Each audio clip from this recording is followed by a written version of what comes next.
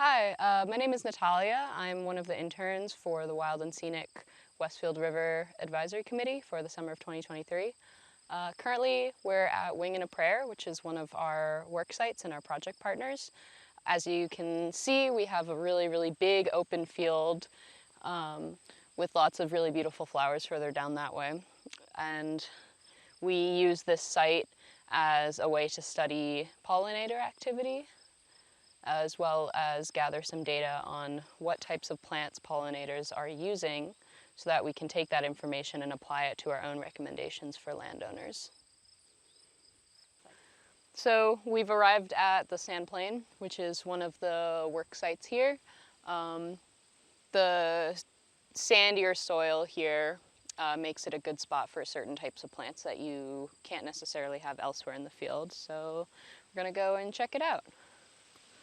This is broadleaf mountain mint here, Pycnanthemum muticum is the Latin name. And you can see there's a little tricolored bumblebee, Bombus trinarius, hanging out there. We get a lot of those on this particular plant. Lots of different bumblebee species use it. So before I walk in here, because I'm going to disturb everything, maybe the camera should go in front of me and just take a look at how many butterflies are currently on those white flowers over there. I see 2 viceroys, 2 red admirals. This one that we just saw those butterflies at, this is another one of the plants that I have been paying particular attention to this summer as a native species for riparian regeneration. This is boneset. Latin name is Eupatorium perfoliatum. Perfoliatum because the leaves are perfoliated. The way the leaves are very much almost connected. And in some plants they actually are completely connected all the way around. And this is what it means to have a perfoliated leaf, something that wraps all the way around the stem rather than just coming out of either side. All of these plants here have sets of 2 opposite leaflets, but sometimes you'll find boneset that has 3 leaflets at each little node here. And that's the same plant, it's the same species, it's just a variation among the species itself. And this is something that I encounter a lot when the interns and I are out in the field and walking along a river corridor that tends to get quite a bit of light. This doesn't grow in an area where there's a particularly significant overstory. It really does need a lot of light. And it's very happy here in this kind of right off of the sandplain area where there's a lot of water that sort of flows down this hill here. If you're someone who's trying to restore a bit of land and you know that you don't have a lot of an overstory and you've got relatively well-drained sandy soil, this might be a very good plant for you to consider. And based on how many butterflies we've seen on it just right now, it's very clearly a very significant plant for pollinators. And it's also just now starting to bloom, and it is almost, we're into the 3rd week of August. So it's a pretty late blooming plant. So that's another thing that it makes it pretty important for pollinators because it's obviously important for them to have food sources all summer long. So something that flowers pretty late into the season is something that's important to consider. Over the course of the summer, we've had the opportunity to come here almost every week to be able to watch how this area looks over the course of the summer.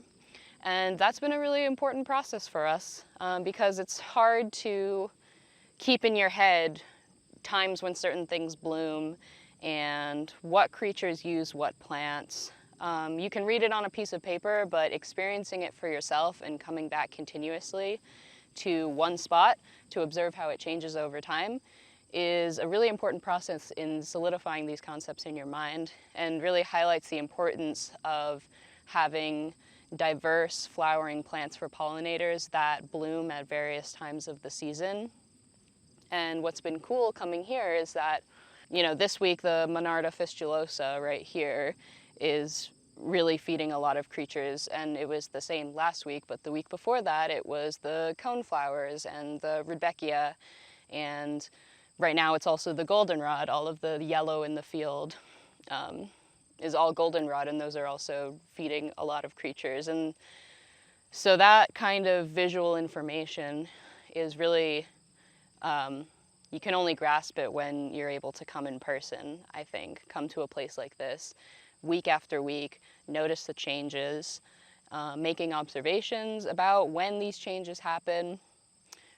For us interns, we've been looking at specific species of plants, and so something that I did as I've been exploring my plants, the boneset being one of them, the mountain mint species being some others, is their height, how tall they grow, whether or not they spread, when they flower, like get the date specifically, get the size of the flowers, observe how pollinators are interacting with the flowers. Are they just sort of scrambling on top of it, or are they like sticking their heads like deep inside a flower? That type of stuff is only discoverable upon observation, and observation for a long time, because it takes practice to notice these subtle differences in how these interactions occur. Hello, I'm Michael Hines. I'm a summer intern with the Wild and Scenic Westwood River Committee. In this garden, I've had the ability to help the blue vervain grow by weeding around it and being able to identify it when it was a little baby guy. And because of that, I got to see it sprout up in many little places. So right here we have blue vervain, which is Verbena hastata, and it's an opposite-leaved plant, and the flowers are about 3 to 4 inches long on the top that branch off from the main stem, and they flower from bottom all the way to top. So because this is late-ish mid-August, we are near the end of its bloom, but that's okay because it's a really good pollinator plant for the mid-bloom seasons where other things are dying off and other things are starting, so the pollinators really flock to it during the middle of summer for the extra nutrients they're not getting from other species. So this is one of the first blue vein that was planted down here, and it's now about 5 to 6 feet tall. When it comes to identifying it, we have the joy of looking at the opposite leaves first and the purple stem that's usually brighter when it's smaller, and as it grows old it becomes more dark. And looking at the opposite leaves, they have teeth on them, but they're not even, and they're not finely toothed, but they are majority toothed. This one big tooth starting at the bottom, and then a bunch of uneven ones. I would definitely encourage people to use it. It seeds very well, as you could see in the garden. It's spread by itself, and also spreads a little bit through rhizomes, so that helps it cluster, which can help keep out invasives if you miss a root, or if invasives are invading and becoming established, they also will help keep that out from seeding. This is the blue vervain, which is Verbena hastata, and we even have a honeybee visiting right over here. Behind me is just the meadow field, mostly comprised of milkweed and a lot of goldenrod. It's hard to tell between them, but there are 25 different species of goldenrod within Massachusetts, a lot of them being native and some non-native as well. And between them, there are a few different characteristics between leaf structure and flowering shape that can help you identify them, along with stem structure and stability. This goldenrod we have here is the Solidago euthymia, which is the grass-leaved goldenrod.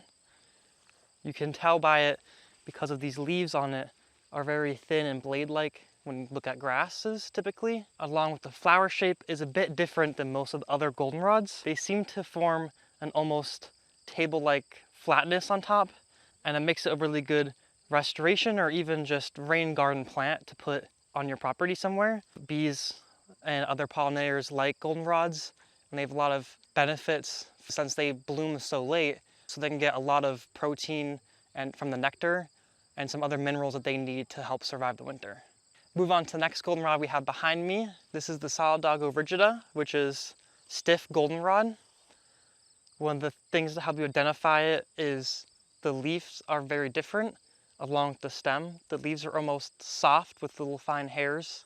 The leaves as well are a lot rounder and more broad, and have one main vein like a typical leaf you would see on a tree or other bigger leaves that flower. So moving on to our next one, we have this one is Solidago russia, which is firework goldenrod. It gets that name because some of the leaves in the fall and late summer start to turn red on the tips. Along with their flowers, there's a certain cultivated kind that have really bright orange yellow flowers that are a bit different than their typical standard bright yellow of the goldenrods have. The good thing about this plant is it's dominant but not aggressive, so it's really good for restoration and other invasive plant areas, or just if you have a bare ground and you're trying to get something stabilized, this will be great because it clusters really well, holding in soil and blocking out the sunlight for other things you don't want to grow. But it will not spread like crazy, so it's very easy to manage and garden if you do plant it, so you don't have to worry about it taking over everything. The Saldago Rugusio blossoms in late summer, more early fall, all the way to frost. So it's really good again for pollinators. So when it comes to the dead stands of other flowering things and goldenrods, we prefer to let them stay there all throughout winter, and even in the spring. If you're tempted to cut it, we suggest not to, because the seeds for many goldenrods are actually used by black-capped chickadees during the winter time as a food source, along with other warblers in the spring and other small birds. When they first migrate back up, there's not many seeds out for them because nothing has been fruiting or flowering.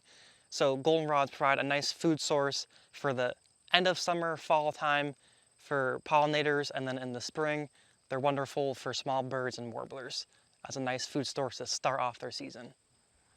Hi, I'm Katrina Bingham-Moss. I'm a Westfield River Wild and Scenic intern. We are here at Wing and a Prayer Nursery. We spend some time here looking at the native pollinator plants that we can use in restoration along the river.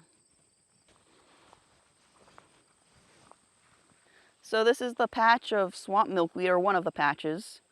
You can see it's kind of flowering here. One of the identifying features of this plant is sometimes it'll have these purple tips, which make it look really cool. And then so one set will go this way, and the other set would go other way. So they're perpendicular to each other. And you can also, if you look on the stem, it looks like there's kind of like a line, and the leaves are kind of narrow and pointy. A monarch butterfly decided that this was a good plant to lay an egg on, and there is a little baby caterpillar on here. So when new things resprout, plants that had gotten eaten, it might be beneficial for monarchs to lay their eggs on those plants because they prefer younger leaves or younger plants. And if you look on this one, you can actually see an egg of what we think is a monarch egg, monarch butterfly egg. This is Asclepias incarnata, or swamp milkweed. Here's a patch of white turtlehead, or Chelone glabra. She upset the gods and she was turned into a turtle. You can see the bees will have to put their whole body into the flower in order to pollinate it, which is also why they got the name white turtlehead. So that was Bombus impatiens, and he's pollinating the white turtlehead. And you can see different ones have at different stages. So that one's at flowering, and this one here is budding.